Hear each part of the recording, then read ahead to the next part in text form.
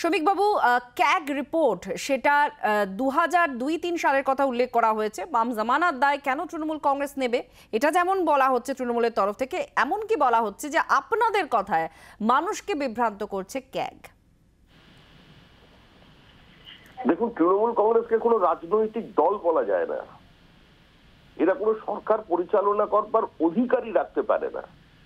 যারা সংবিধানের শপথ নিয়ে সংবিধান অনুযায়ী দেশকে, রাজ্যকে পরিচালনা করবার জন্য মানুষের দরজায় নির্বাচনে যান, নির্বাচনে প্রতিদ্বন্দ্বিতা করেন এবং নির্বাচিত হয়ে আবার সংবিধানের উপর নির্ভর করে একটা সরকার গঠন করেন, তারা প্রত্যেকটি সংবাদ সংস্থার সঙ্গে সঙ্গে সাংবিধানিক সংস্থাগুলোকে পর্যন্ত আক্রমণ করে চলেছে ধারাবাহিকভাবে। যুক্তরাষ্ট্রীয় ব্যবস্থাকে আক্রমণ, সংবিধানকে আক্রমণ, সাংবিধানিক প্রধানকে আক্রমণ, রাষ্ট্রপতির সম্পর্কে কদর্য ইঙ্গিত, রাজ্যপালকে পদলেহনকারী বলে কুৎসিত ভাষায় আক্রমণ, এবং তার সঙ্গে যুক্ত হয়েছে প্রত্যেকটা সাংবিধানিক সংস্থাকে আক্রমণ।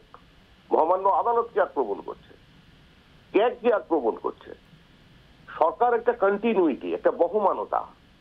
কালকে যে নতুন সরকার আসবে, সেই সরকার কোনোদিন তৃণমূল কংগ্রেসের আমলের যে বকেয়া থাকবে, তাদের যে ব্যর্থতা থাকবে বা তাদের যে দায়বদ্ধ থাকবে, তা থেকে সরকার তো বেরিয়ে আসতে পারবে না।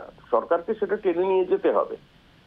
নতুন সরকার এসে বলতে পারবে ও যা করে দিয়েছে তৃণমূল করেছে, প্রতিশ্রুতি তৃণমূলের ছিল, আমরা এই বিষয়টির মধ্যে নেই, আমরা নতুন সরকার, এটা বলা যায় না।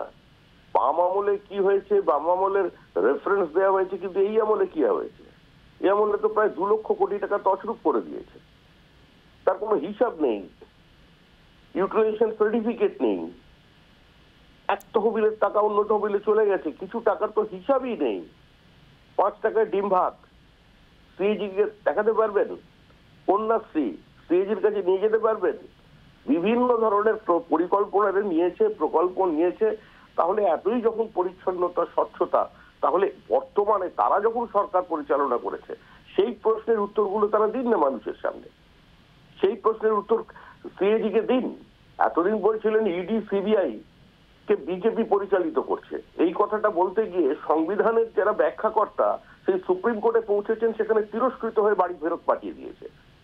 এখন বলছেন ক্যাগ ভিত্তিহীন কথা বলছে, বিজেপির কথায় ক্যাগ চলছে, তাহলে সেটাও সুপ্রিম কোর্টে জানান, দেখবেন ফলাফল একই হবে। সুতরাং এই সরকারটা আর সরকারে থাকার কোনো অধিকার রাখতে পারে না। সুতরাং তৃণমূলের এই ধরনের অবস্থান, এই ধরনের অভিযোগ হাস্যকর।